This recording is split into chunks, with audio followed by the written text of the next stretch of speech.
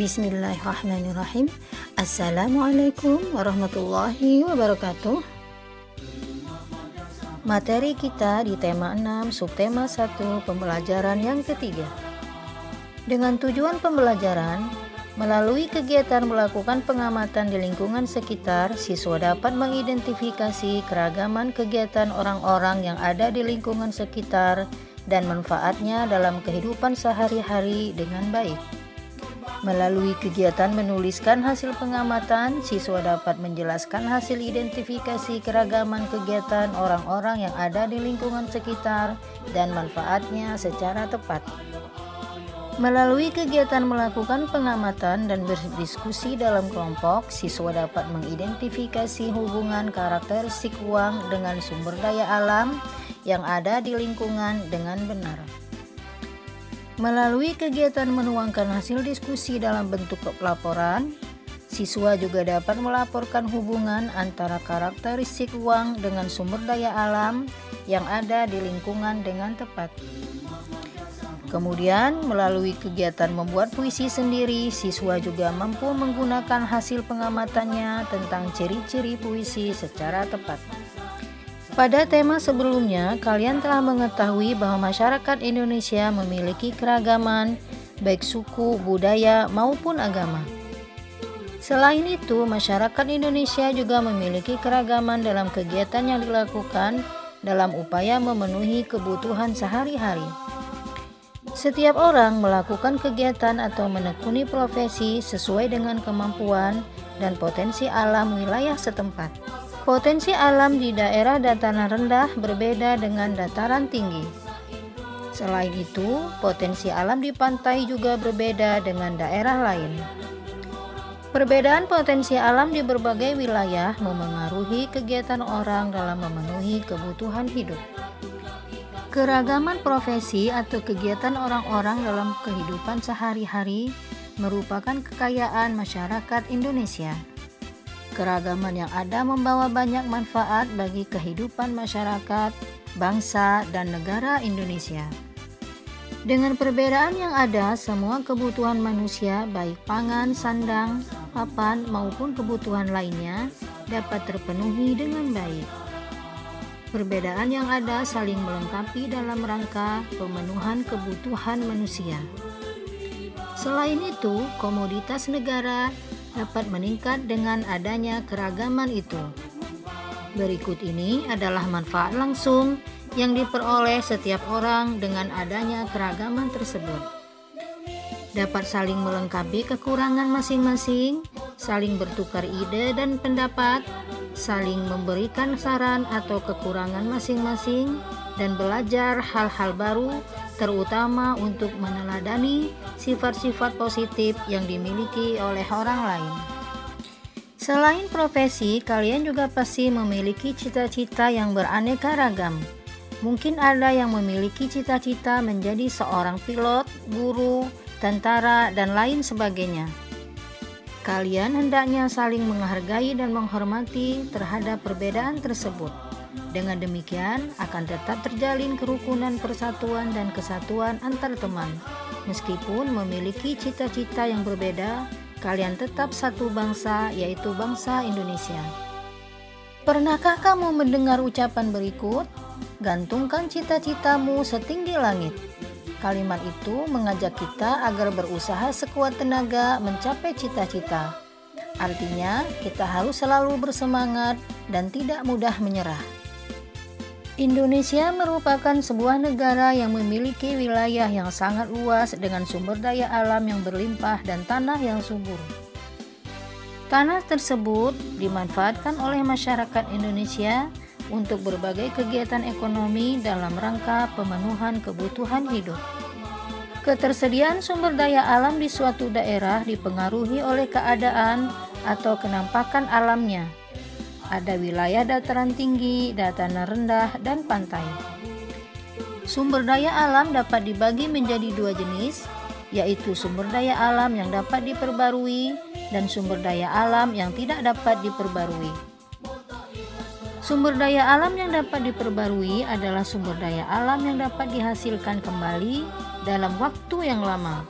tumbuhan dan hewan termasuk sumber daya alam yang dapat diperbarui. Keragaman sumber daya alam di Indonesia memengaruhi kegiatan ekonomi atau mata pencaharian masyarakatnya. Masyarakat di kawasan pantai biasanya memanfaatkan sumber daya alam berupa ikan dan hasil laut lainnya, serta berprofesi sebagai nelayan. Sementara itu, masyarakat di kawasan dataran rendah, perkotaan, dan dataran tinggi mempunyai profesi lain yang dipengaruhi oleh sumber daya alam yang ada. Berikut ini adalah beberapa kegiatan orang dalam rangka pemenuhan kebutuhan. Beternak. Beternak merupakan kegiatan yang mengembangbiakan hewan ternak untuk memenuhi kebutuhan manusia. Hewan ternak adalah hewan yang dipelihara manusia untuk memenuhi kebutuhan manusia. Usaha peternakan banyak dilakukan oleh masyarakat yang tinggal di dataran tinggi. Hasil hewan ternak yang dapat dimanfaatkan berupa telur, daging, susu, dan kulitnya. Para peternak berusaha agar hasil peternakannya memiliki kualitas yang bagus. Langkah yang mereka lakukan misalnya memberi makan dan membersihkan hewan ternak secara teratur. Adakah kegiatan beternak di sekitar tempat tinggalmu? Berkebun. Selain beternak, kegiatan yang biasa ditekuni oleh masyarakat daerah dataran tinggi adalah usaha perkebunan atau berkebun. Usaha perkebunan adalah usaha membudidayakan tanaman tertentu di kebun untuk kesejahteraan masyarakat. Tanaman perkebunan terdiri dari berbagai jenis, misalnya teh, kopi, dan sayur-sayuran. Seorang pekebun yang baik akan berupaya agar mendapatkan hasil kebun yang berkualitas, misalnya dengan merawat tanaman dan lahan perkebunannya. Bertani. Orang yang melakukan kegiatan bertani biasanya tinggal di daerah dataran rendah. Pertanian adalah proses budidaya pada suatu lahan yang hasilnya dapat digunakan untuk mencukupi kebutuhan manusia, terutama kebutuhan bahan pangan. Adapun jenis tanaman yang digunakan untuk bertani adalah padi, jagung, kacang, dan cabai. Sama seperti pekebun, seorang petani akan berupaya untuk mendapatkan hasil panen yang berkualitas, misalnya dengan merawat lahan pertanian dan memberi pupuk.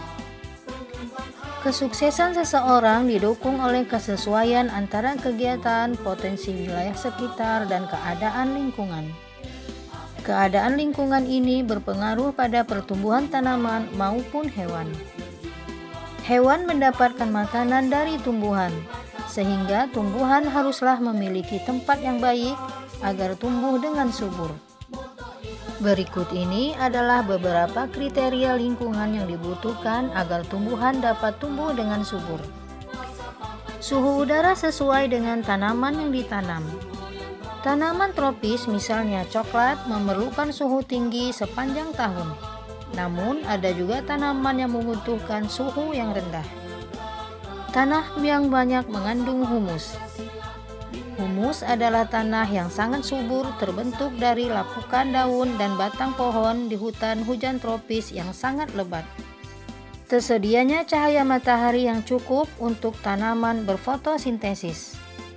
Tercukupinya kebutuhan air bagi tumbuhan, jumlah air juga tidak boleh berlebihan. Kalian telah mempelajari tentang ciri-ciri puisi pada pembelajaran sebelumnya. Kali ini kalian akan berlatih untuk mengidentifikasi ciri-ciri puisi tersebut. Ciri-ciri puisi yang dapat diidentifikasi antara lain judul pengarang, jumlah bait, jumlah baris, dan rima. Di dalam sebuah puisi biasanya terdapat sebuah cerita yang ingin disampaikan oleh pengarangnya. Untuk mengetahui isi yang disampaikan oleh seorang pengarang puisi, ada beberapa hal langkah yang dapat dilakukan, yaitu sebagai berikut. Bacalah puisi dengan seksama, tulislah hal-hal yang penting dalam puisi tersebut, tentukan tokoh dan peristiwa yang terjadi di dalam puisi. Tulislah kata-kata yang sulit dalam puisi, kemudian temukan maknanya dalam kamus. Tugas, ayo membaca dan menjawab pertanyaan di halaman 25. Ayo berlatih membuat peta konsep tentang lingkungan yang sesuai agar tanaman dapat tumbuh subur. Ayo berdiskusi halaman 29. Dan ayo membaca di halaman 31 dan menjawab pertanyaannya pada halaman 32. Nah, soleh-solehahku, Ibu cukupkan dulu materi kita hari ini. Tetap semangat belajar di rumah, tetap jagalah kesehatanmu, dan kita berjumpa di video pembelajaran Ibu selanjutnya. Ibu akhiri, wassalamualaikum warahmatullahi wabarakatuh.